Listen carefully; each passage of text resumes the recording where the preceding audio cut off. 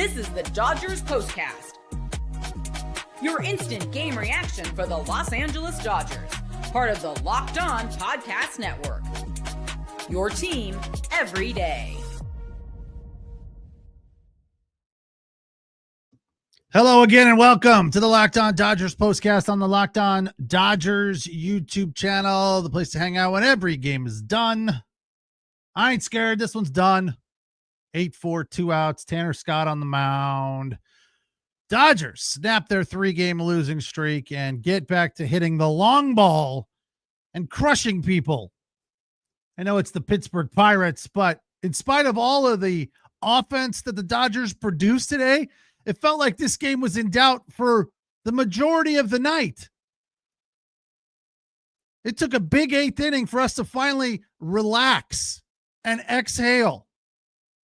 Final now 8-4. And what the heck is going on with Andy Paez?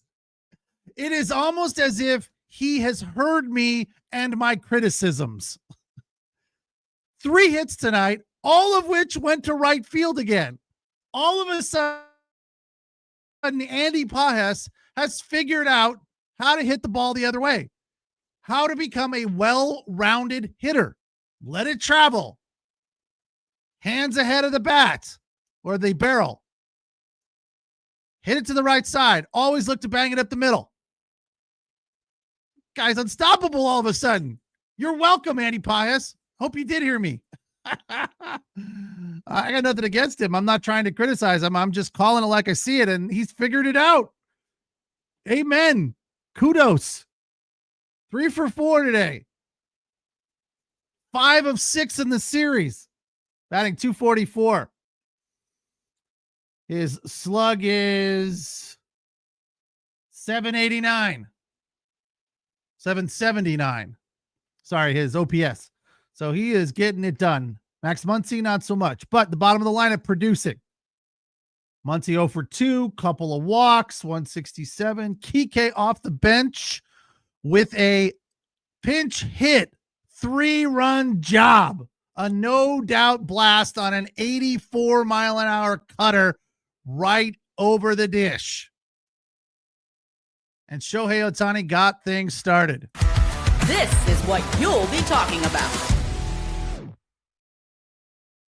That is what we'll be talking about, that Shohei Ohtani has broken out of his slump. All of you guys with he had a baby, he needs to stay home for 2 weeks. What? I know he's in a slump, and maybe a night off would have been fine after having a baby, but not 2 weeks.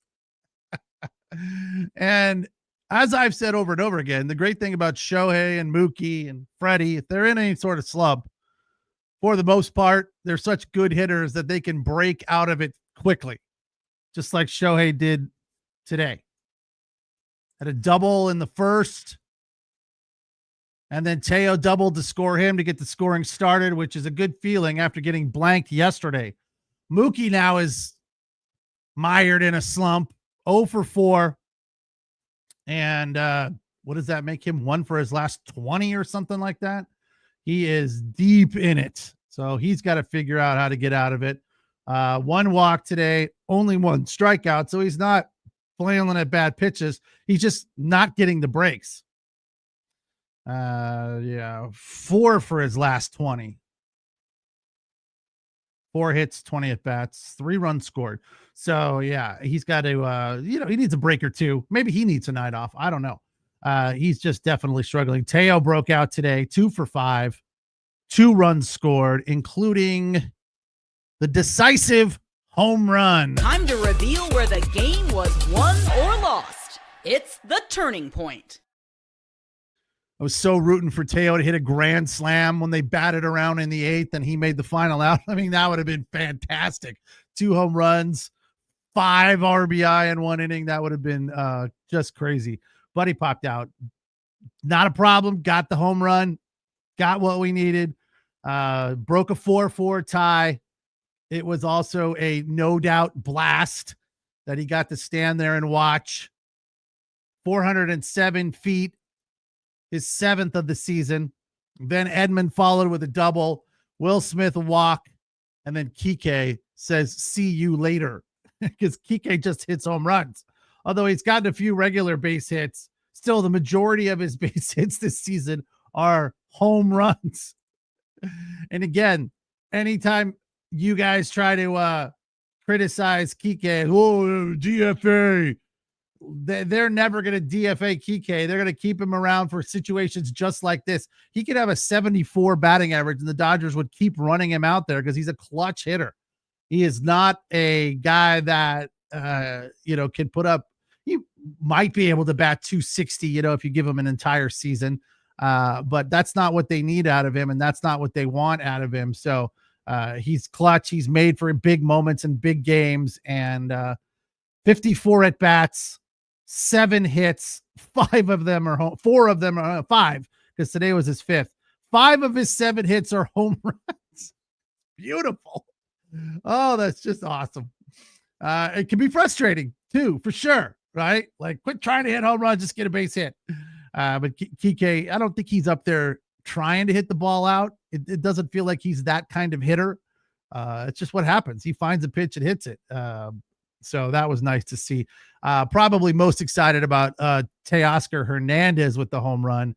But Shohei having a tough time with the player of the game today. 3 hits for Shohei, 3 hits for Pajes. Let's do this. This is the Locked On Player of the Game. Let's give it to Shohei, because we haven't done that a lot recently. Breaking out of a slump. I've given the player of the game to Andy Pajes at least twice this year. Which is, I'm like, as much as I criticize that dude, for me to give him player of the game is pretty surprising. So, all right. Kenny Chung is refuting my comment that nobody has requested a DFA for Kiké. Not one. No one. Okay. I'll take your word for it. Chris Taylor, yes. How about Max Muncy? Want him DFA'd. All right, Kenny, you're right. I'm sorry. Apologies. And for those of you who watched the Locked On Clippers postcast today, as they lost a tight one, I know BC is a big Lakers fan and loves it when the Clippers lose, but they lost a tight one at the buzzer today. And I started that show by complaining about the refs not calling traveling on Nikola Jokic at the very end of the game. Went back and watched the replay. That was emotion. He didn't travel. I just didn't. He kind of screened himself from the camera. I didn't see the dribble. He did dribble, take the step, fire up the missed shot that was put back by Aaron Gordon for the win. So I feel like I was just watching that game through Clipper glasses. And that's what made me miss that dribble. So it wasn't a travel there. Earlier in the game, I didn't get to see that play on replay, but I would stand to bet that one was a travel. It's going to happen. They miss calls all the time. Mr. Seabad says Kiké does 2 things: drink beer and hit dingers. And wave at the fans as he's rounding second base. Mookie Betts needs to get some of that. Just really struggling right now. I don't know what it is. He's such a good hitter. It's just, I think, the brakes are beating the boys right now. He can't find a good pitch. He can't get one to fall. He's putting the ball in play. I wouldn't say he's hitting it hard, but he is putting the ball in play. He's not swinging at bad pitches because he doesn't do that. 1 walk today, 1 K. So when you get right down to it, he's just not locked in. Freddie today, nice game, 1 for 4 with an RBI. That was clutch. And as far as Roki Sasaki's performance, they were talking about his first pitch strikes and how crucial that is to his game. And they said last time out, when he had a really nice outing, he was up around 65-70% with first pitch strikes. And that's a good place for him to be tonight. 12 of 24 first pitch strikes, so 50%. But he made it through 5 2/3, gave up 3 runs on 5 hits with 4 Ks. So another solid outing for him. Jack Dreyer came in 2/3 of an inning, gave up a walk, an earned run, and 2 hits. But they got out of a jam in that inning. Jack Dreyer, first and second, no outs. Cruz walk. And this is after Jack Dreyer had a bad outing in Chicago where he gave up 4 runs, and then a fielder's choice to Freddie. The run scored there, brought in Evan Phillips to get out of it. Freddie Freeman making a fantastic diving stop there to end that threat. So even though Jack Dreyer wasn't great, Evan Phillips came in to save him. Kirby Yates did fine. And Tanner Scott the save, 2 strikeouts, 1 inning, 18 pitches as the Dodgers snap their 3-game losing streak and get back on the winning side of things. Win number 17 for them. We'll take the break, come back, and get into a little bit more of the offense from the Dodgers tonight and the turning point. It's the Locked On Dodgers postcast on the Locked On Dodgers YouTube channel, the place to hang out when every game is done. And we appreciate you allowing us to be your source for your team every day. Tonight's episode of the Locked On Dodgers postcast is brought to you by the Amazon Fire TV Stick. Did you know your Fire TV is also an Xbox Turn On Any TV, and your TV can become an instant gaming and entertainment hub with the Fire TV 4K device. No console required. Just grab your paired controller, subscribe or sign into Xbox Game Pass Ultimate EA Play included, and you're ready to play. Dive into hundreds of premium titles from EA Sports, including College Football 25 to Call of Duty, Black Ops 6, and Avowed as easily as you stream your favorite shows. It's gaming made simple, and it's all on your Fire TV. Affordable and portable gaming. Play high-quality Xbox games at a fraction of the cost of a console. Already have a console? Well, a Fire TV Stick 4K is more affordable and easier to travel with than when you take your kids along and they need their games with them, so they have something to keep them occupied while you're in the hotel room, just relaxing.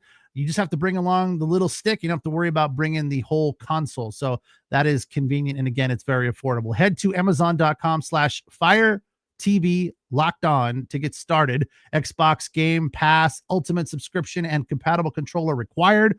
Available on select devices, including Fire TV Stick 4K 2nd Gen, Fire TV Stick 4K Max, and the 1st and 2nd Gen of Fire TV Cube. I'm sorry, hold on. Stick 4K Max 1st and 2nd Gen, and the Fire TV Cube 3rd Gen.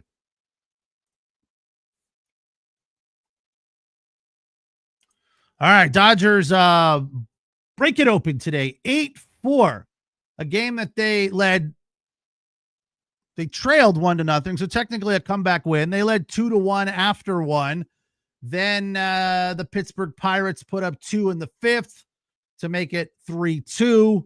Dodgers tied it 3-all. That was the Freddie Freeman single to right, scoring Ohtani, who had doubled there, 2 doubles on the night for Ohtani and a triple.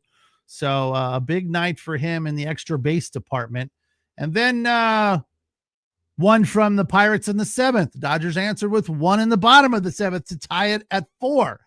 So it was just a back and forth nail biter sort of game where the Dodgers just kind of felt like they were on the verge of breaking it open, but really couldn't quite get there. So it was nice to see them actually bring it to fruition.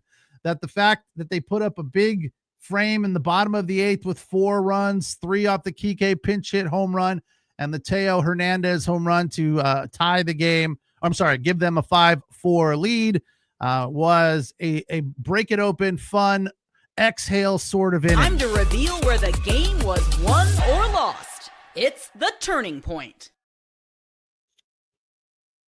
Yeah, it's got to be Teoscar Hernandez's game-winning home run there in the 8th inning, because up until that point, as we just detailed, it was very teeter-totter, as Brian Seaman of the Clippers broadcast likes to say. It was back and forth. The Pirates are a gritty club. They keep grinding, getting clutch hits. And, the Dodger bullpen hasn't really been great. Tonight, got back on track to a certain extent. Hasn't been the dominant bullpen that we have seen lately and have been used to seeing. It's been kind of, well, the offense is good, but the bullpen is shaky, or the bullpen is good, but the offense is shaky. I mean, look, last night, the Dodgers gave up 1 earned run and lost 3-0. So you can't, again, put it on Yamamoto. He had a pretty good outing. It wasn't great, but it was good. Coming into that last night, I forgot to get to this stat because, of course, my notes didn't pop over from one computer to the next as I was griping about last night. Of course, the second the show ended, boom, they popped up. Shohei Ohtani was 2 for 18, or the league rather was 2 for 18 against Yamamoto, not Ohtani, against Yamamoto with runners in scoring position. They got a hit last night with runners in scoring position. That made it 1-0. So the league against Yamamoto with RISP is 3 for 19. It was the first run that he had given up in 22 innings back to March 28th when he gave up 2 to the Tigers. So he pitched very well. But again, that was all about Mr. Libby Dunn just dominating the Dodgers last night on the mound, and they couldn't get anything going. So tonight it was good that the offense got rolling, the pitching held up, everything came together, and they put together a nice win. And Andy Pages, again, on fire. Roy has a comment on Andy Pages, gets flowers for last week.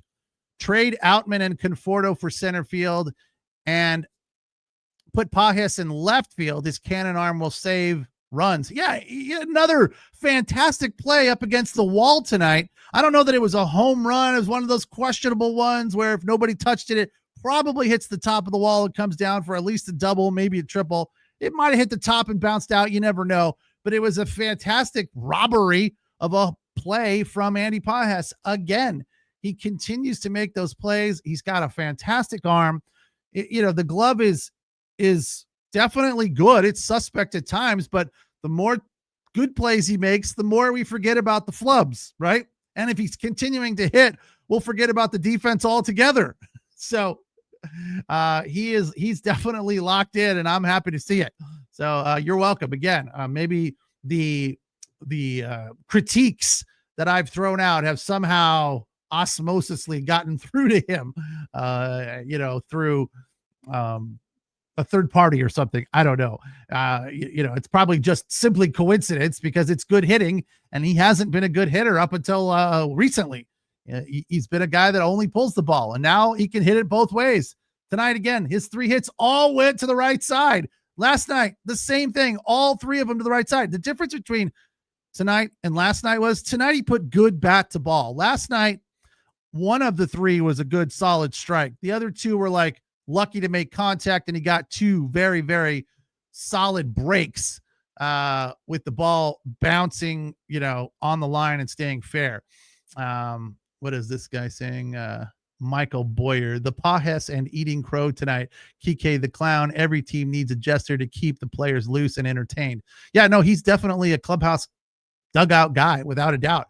I've heard that a lot from many people, that Kiké is just a great guy to have around. You want a guy like that on your team. So he's definitely a key factor to this team, and he proved that tonight with the 3-run blast. Dodgers win it 8-4, snap a 3-game losing streak. They're now 11-3 at home and 17-10 overall. They will look to take the series tomorrow at the Ravine. This one underway, a matinee at 1:10. It'll be Tyler Glasnow. Wow. Against Bailey Falter. I thought for sure Glasnow was going to miss at least a start after that last outing and the way he left the game in Texas. But fortunately, I am wrong. Again, underway at 1:10, and we'll be right here on the Locked On Dodgers YouTube channel to break it down. Don't forget, check out Jeff and Vince Monday through Friday with the Locked On Dodgers daily podcast. We do about 15 to 20 here after the game, instant reaction, and Jeff and Vince, get on every day, Monday through Friday, with a more lengthy, in-depth examination of what is going on in the Dodger universe. So make sure you check them out Monday through Friday. I'm Pete Fox. Thanks for watching. Thanks for listening. Thanks for the comments. We'll talk tomorrow after the rubber game, Dodgers and Pirates from the Ravine. Take care. Have a good night.